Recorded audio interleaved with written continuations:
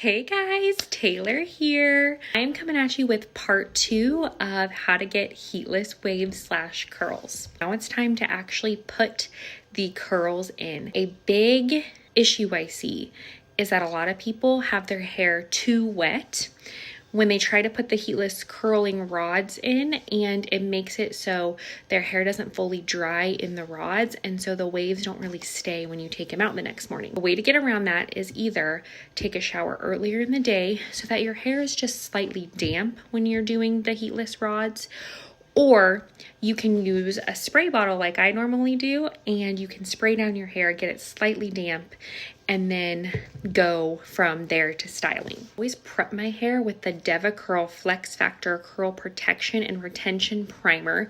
This makes a huge difference in actually making your curls stay when you put the rods in.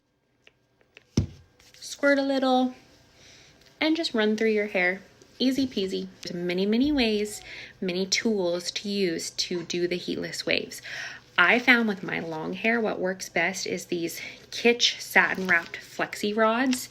I'm a crazy sleeper, so I need something that has a lot of hold power, but you can use a bathrobe, you can use the single rod if you have that. It just depends on how much hair you have, how crazy you sleep, how comfortable you need to be sleeping. So the easiest way I found is to section from the bottom up and then start rolling that way.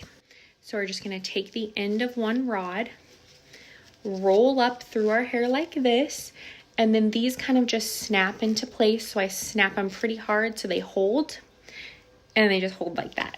Pretty cool.